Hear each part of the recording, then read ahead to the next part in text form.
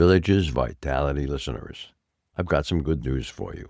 In Season 8, most new episodes were released as both audio and video versions. Videos on Apple Podcasts, Buzzsprout, and YouTube. If you're listening via our Buzzsprout feed, you can ask questions via the fan mail button, or leave me comments as a text, or in our new feature, you can send it as a voicemail. If you'd like a response, make sure you leave your name, email address, and cell phone number.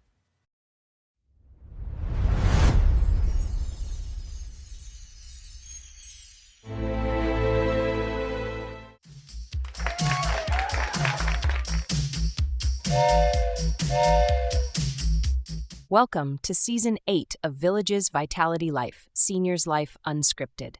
In this new season, we talk to leaders of clubs and interesting folks who live in and around the villages. We also talk to people who have information vital to seniors. You will get perspectives of what is happening in and around the villages, Florida. In addition, we will add more information for all seniors. This is Mike Roth on Village's Vitality, Senior Life Unscripted.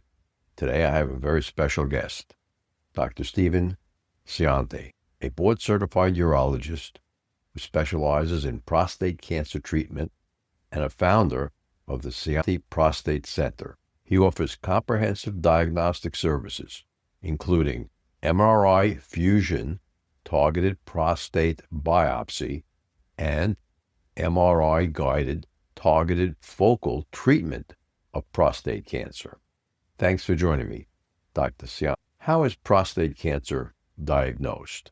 My prostate cancer diagnosis starts with getting the PSA blood test. That's the first step. And they go to a screening, but usually as part of an annual physical, a man has a blood test called a PSA. And the PSA reflects the degree of activity within the prostate. If that PSA number is abnormal, that will prompt more investigation. Okay? So that's the first step, though. Once the PSA is elevated, I'm always going to recommend an MRI study of the prostate. So an MRI is an imaging test in which the prostate can be seen in great detail, and areas that have a cancer will show up very nicely on MRI. And so the decision about whether a man needs a prostate biopsy or not starts with an elevated PSA and an MRI study. Now, the MRI shows whether the prostate's enlarged, because an enlarged prostate may be a cause of an elevated PSA. If there is an area, if there's a cancer, though, that will show up nicely on the MRI and will tell the urologist that the next step would be a prostate biopsy. Now, the PSA test has been around for a long time. False positives in the past, even a tendency to not offer a PSA test to men over 75. Do you think that's wrong? I think it depends on the age of the man, and that's a conversation that doctors got to have with the patient.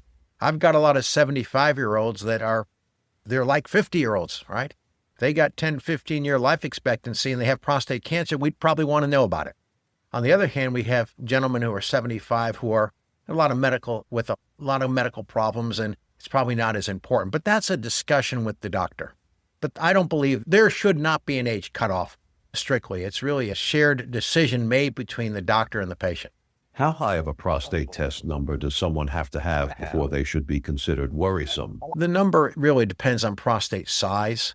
And the old adage that a PSA over 4 is too high, that really depends on the size of the prostate. But in general, if there's a PSA that for the typical, say, 70-year-old man, if the PSA is over 4, at least the PSA should be monitored carefully. And if it keeps on rising, then the next step is to take a look at the prostate with an MRI study.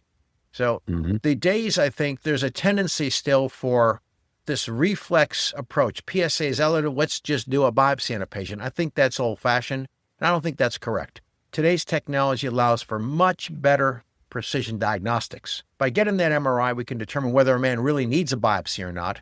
And if a man does need a biopsy, the MRI becomes the roadmap. It's the roadmap as to how to direct the biopsy. So biopsies are done into the prostate via what's called a needle biopsy. My preference is to use what's called a transperineal approach, which means We no longer put needles through the rectum into the prostate. So I've gotten away from what's called a transrectal prostate biopsy because of real infection issues and bleeding it can cause in the rectum. The modern technology is to take a biopsy through the perineal skin. That's that patch of skin that's down kind of where you sit on a bicycle seat. It's that patch of skin between the scrotal area and the rectal canal. Now, here's the key with this, is that if the MRI shows an abnormality, software is used to create a 3D model of the prostate. That 3D model of the prostate is integrated to an ultrasound picture, and now the biopsy becomes targeted, not random, right? Yeah. Can you imagine going fishing without a fish finder, right? Or going hunting without aiming, right? That's what a random biopsy is, right? So a targeted biopsy is using the MRI roadmap to direct a biopsy needle directly to where the abnormality is. And that precision in diagnostics allows for a much more accurate ability to understand whether a man has cancer or not. And if there's a cancer, how aggressive is the cancer, right? If the needle doesn't capture the tumor, then we miss the whole thing and we don't know what we're dealing with. What do you see differently on an MRI that tells you it's cancer? The tumor region looks very different, right? The MRI has different ways to look at the tissue, right? There's a series of images that are, not to get too technical, but there's something called a T2 image, and the tumor is going to appear as a dark spot, okay? There's another way the MRI looks at that. It looks at the way water moves through the prostate tissues. That's called diffusion. And so if there's restricted water movement, that shows up as a bright spot on the MRI. And those are signs that there may be a cancer present in that area. Now you said that you create a 3D model of the prostate. Yeah, that's called fusion, right? And so what that is, it's using computer software to overlay the MRI picture to the ultrasound picture, right? And then we see exactly, using ultrasound technology with the MRI overlaid to it, where that suspicious area is. So that allows then for a biopsy needle to be tracked directly to where the abnormality is.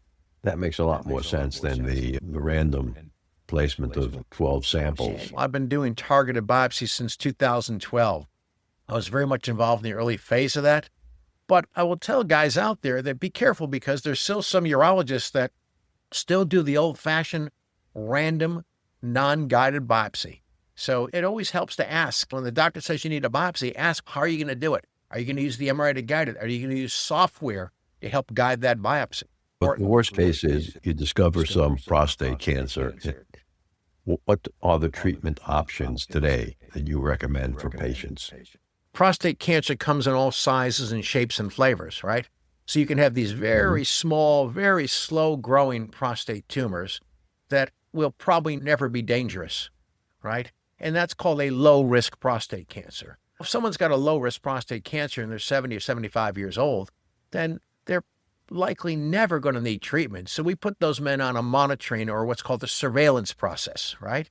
So a lot of men don't need treatment. They just need to be monitored. And they'll never come to any harm with that. The next step up, though, sometimes we see these tumors that are in a region, an area of the prostate, and it's got the characteristics of a more active cancer that's got the ability to grow and spread if we leave it alone. And if that's regional, if that's in an area, then we have advanced techniques to just treat the bad spot. So instead of destroying the entire prostate, the bad region can be treated. That's called focal therapy. It's a targeted treatment to the tumor region of the prostate, but preserving as much normal prostate as we can preserve. And why that's important, because preserving prostate tissue preserves function, preserves urinary function, preserves erectile function, right? Sometimes it's a cancer that's so advanced that the entire prostate, and it's got a very aggressive characteristic to the cancer. And those are the men that need a much more invasive type approach. Some of those men may need surgery. Other times they'll need radiation, usually with what's called hormone therapy or medication to lower their testosterone. But that's the extreme end. There's a lot of men who live right in the middle ground. Enough cancer that they more than should be watched, but not so much that we need to use an elephant gun to treat them, right? That middle ground where we can use a precision targeted therapy is where a lot of guys are going to live with their cancer. And the nice thing is that if we take that approach, then we can treat the cancer and preserve their quality of life. So there's a balance here, right? And that's really important. Really important. Good. Let's take a short break here and listen to an Alzheimer's tip from Dr. Craig Curtis. We now know that Alzheimer's disease starts about 20 years before the symptoms, with the buildup of a toxic protein called amyloid. And so scientists have been on a quest to remove amyloid to see how it affects the disease. The medicine that was recently FDA approved to slow down symptoms in people with Alzheimer's disease memory problems works by removing this substance called amyloid out of the brain. And now we're attempting to use those medicines to actually remove amyloid before someone develops symptoms of Alzheimer's disease, such as memory loss and forgetfulness. So that's in that 20-year period before the disease is obvious? That's right. Scientists now call it Alzheimer's pathologic change versus Alzheimer's disease. And we're saving the term Alzheimer's disease for when someone is actually experiencing symptoms due to Alzheimer's disease. With over 20 years of experience studying brain health, Dr. Curtis's goal is to educate the Villages community on how to live a longer, healthier life. To learn more, visit his website, craigcurtismd.com, or call 352-500-5252 to attend a free seminar. I'm back with Dr. Stephen Scionti. What types of different focal therapies are there for prostate cancer, and what makes each one unique? At the Scionti Prostate Center, I've been involved in doing this sort of work going back to the late 1990s. I did my first focal therapy approach in 1999. And in those days, we used a technology. The first approach was freezing, targeted freezing, or what's called cryotherapy. So the sort of granddaddy of all focal therapies is cryotherapy or freezing. Now, today it's gotten more modernized where you can use that MRI roadmap, but basically we're placing freezing needles through the skin into the prostate to freeze a portion of the prostate. And those freezing needles are connected to a computer which controls the freezing, and it uses a gas called argon, which creates a lot of cold. So that's freezing or cryotherapy. It's a bit invasive because I've got to place several needles into the prostate to get the freezing. But that's the first approach that was developed, and we still use that for appropriate patients. In 2004, we started to see the development of a technology called high-intensity focused ultrasound, or HIFU. In fact, the early research goes back to the mid-90s on that technology. But HIFU is focused ultrasound therapy.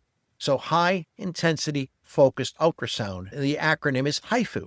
But that's focused sound energy that can be directed from a probe in the rectum, focusing the sound energy to where the tumor is.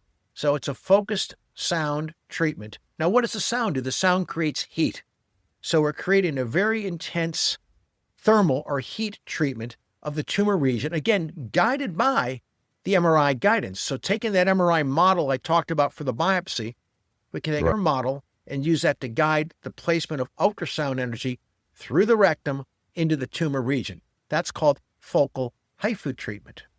One of the more modern approaches, in fact, the most modern approach to date, is something called TULSA, transurethral ultrasound ablation.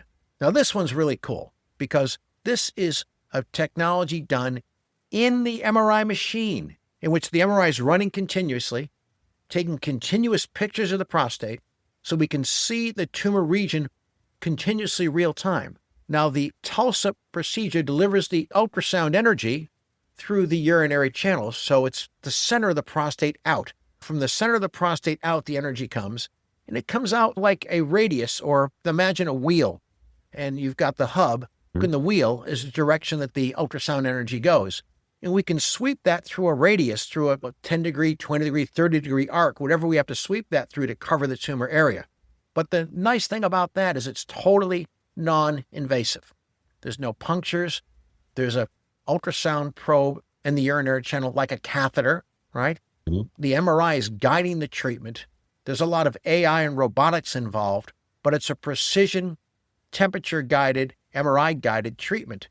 And I can treat sometimes a quarter of the prostate, sometimes a half, whatever I need to treat to get the tumor region. But that would be the state-of-the-art treatment today is the TULSA. It's called TULSA Pro. in the area, it's available in our local region over in Wesley Chapel. So we do a lot of work with the Baycare system, and Baycare has a state-of-the-art MRI suite in Wesley Chapel, and that's where we do our TULSA Pro treatments today. Mm-hmm. Fine. Yeah. I'm curious, how many centers around the country are doing this TULSA Pro approach, which sounds phenomenal? About 20, probably. It takes a lot of specialized training, and it takes a very advanced treatment center to do this. There's a lot of complex technology that's going on there. But there's about 20 centers that have active programs in the United States. The nice thing is that a treatment that's done in the hospital environment, like we have at Baycare, for our Medicare patients, we're going to be able to get some insurance coverage, and that's important. If it's not done in a hospital setting, there'll be no insurance coverage at all. But for our Medicare patients, if we're using a hospital center like Baycare, depending on the Medicare type policy someone has, oftentimes we can get some coverage for that patient. Now, when you say Medicare, you're talking about traditional Medicare or Medicare Advantage? No, it's traditional Medicare is pretty automatic. That's a great question because most people don't understand the difference. Traditional Medicare, no questions asked, is going to have coverage for TULSA. Medicare Advantage plans are very much individual, and they get to make their own rules, right? And it's arbitrary, right? That's on a very much a case-by-case basis. Right. So your center is in Tampa area. My office is in Sarasota. TULSA Center, our TULSA program is all performed at Baycare and Wesley Chapel. Our HIFU procedures, for example, happen here in Sarasota, but our TULSA programs is located at the state-of-the-art center that's a brand new hospital and beautiful MRI center. This is an anesthesia procedure where the patient goes to sleep in the anesthesia machine. So one of the big advantages of a center in a hospital is you've got skilled anesthesiologists who are used to working inside of an MRI suite. It's called an interventional MRI suite. And in the Baycare footprint, they built this beautiful center in Wesley Chapel. So it's a wonderful center for us. I'm wondering how that compares, because I've been in an MRI machine and they go crazy with you, taking off all the metal off your body. I can't imagine it. That's the challenge, right? No, that's the challenge. Complicated equipment that has to be compatible in that MRI environment, right? And so it's not any center can do that. Your anesthesia machine's got to be MRI compatible. All the anesthesia monitoring has got to be MRI compatible. And so, yes, you have to have staff that's used to working in the MRI suite because there could be no metal. You're right. No metal at all. Metal of any kind. Yeah, no, that's right. If someone came in with a piece of metal in their pocket, that'd be very bad. Yeah. It'd go right into the magnet. Well, people have fillings in their mouths. Fillings in the mouth are fine. That's not magnetic. But things like, so some of the patients that we got to be careful about is if someone's got a pacemaker, they might not be a good candidate for this procedure because most pacemakers don't work well in an MRI environment. But anyway, that's the most state-of-the-art technique that we have today. So the three main treatments then, to summarize that, we can freeze the area, we can put ultrasound energy from the bottom up, that's HIFU, or in the MRI suite from the inside out under MRI control, that's TULSA. And TULSA would be the most recently introduced process. It was FDA approved in 2019. We've done several hundred of these procedures to date. And I will tell you that they're some of my happiest patients because they've had a non-invasive precision treatment. But you got to be a right candidate. So it all starts with doing the diagnostics the correct way, right? You got to biopsy the prostate the right way. You have to know where the cancer is. You have to understand where it lives in three-dimensional space, how to get energy to that. But if someone's a great candidate for that, it's a tremendous approach for them. What about patients who've had prostate cancer that spread beyond the prostate? Yeah, and so that happens, unfortunately, all too often, right? And men like that today, applying treatment just to the prostate, not going to help them. But that story is really different than what it was 20 or 30 years ago. When I was a young doctor, early on in my career, the only option that we had for men like that was a castration operation. They had their testicles removed because if you starved the cancer of testosterone, the cancer would slow down. And that was and there were drugs that did that for years. Today, that is so different. There's so many advanced drugs that can be used that alter how that cancer interacts with the male hormone testosterone. There's different immune therapies today that are available. There's different types of chemotherapy. So whereas years ago, a man who had cancer that had spread throughout his prostate, that was a death sentence. And usually we would say that half the men would be dead in 2 years. That's not true today. We have a lot of men living 5, 10 years and longer with that condition. So that's a very promising area where a lot of new drugs have come along to extend the lives of men with these advanced prostate cancers. So drugs are the treatment of choice for the prostate cancers that have spread. They are. I want to touch that question I asked a little bit earlier, maybe. Who are the best candidates for the MRI-guided treatment of prostate cancer? The best candidate for that is a man that's got a cancer, number one, that's confined to the prostate, and they've got a cancer that lives in that middle range. And we use something called a Gleason score. So these Gleason score 7 patients are a sweet spot. That's that intermediate grade cancer, confined to the prostate. With TULSA, if I have to treat a quarter of the prostate, I can do that. If I have to treat half or 3/4 of the prostate, I can do that. So as long as the prostate is of the proper size and the energy can reach, we can treat those men. Here's the other added benefit. Men who have an enlarged prostate, who have what we call benign prostate enlargement or BPH, also does a beautiful job treating the BPH tissue as well.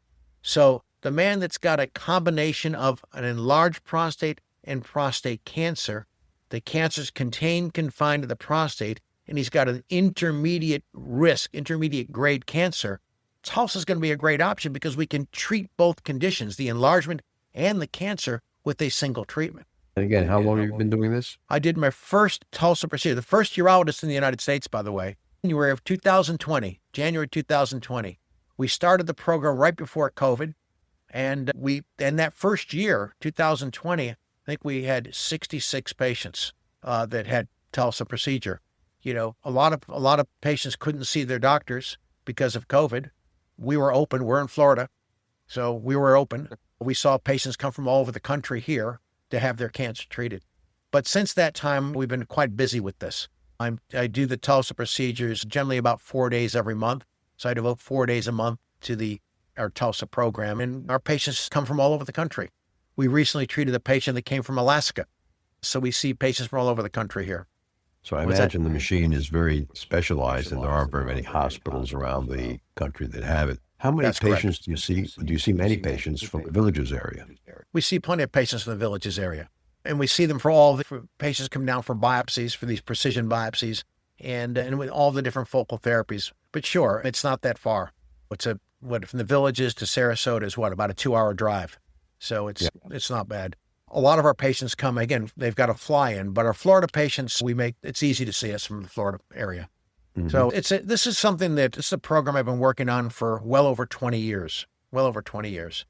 When we first started this whole concept of focal therapy, people thought we were crazy people because the idea that you could treat a portion of the prostate, technology didn't exist to do that 25 years ago. It didn't exist.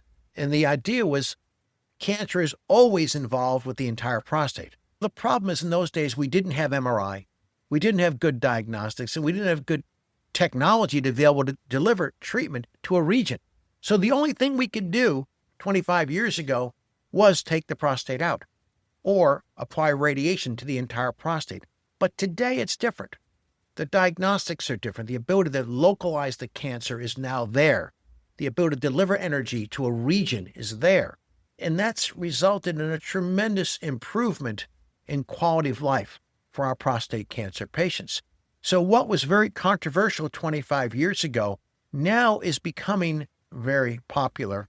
And many of the major medical centers around the United States have initiated programs in focal therapy. So where they used to think we were crazy people, now they think we're pretty smart. And so I speak continuously around the United States on these topics at meetings. And if you're ahead of the pack in anything, people think you're a little off, right? They think you're a little nuts. Well, but then they begin to think maybe there is something to that. And then eventually they think you're pretty smart. That's how it goes. yeah, I've seen that before. I had a friend who had the freezing procedure on his half of his prostate, and they wanted them to come back for the second half. One of the analogies that's been used over the years is an analogy was made to breast cancer. In fact, one of the early terms used for focal therapy was the male lumpectomy. The male lumpectomy. The idea is that in the old days, if a woman had breast cancer, the only option she had was a complete removal of the entire breast. And of course, all the things that go along with that, all the negative consequences that went with that were there. Complications.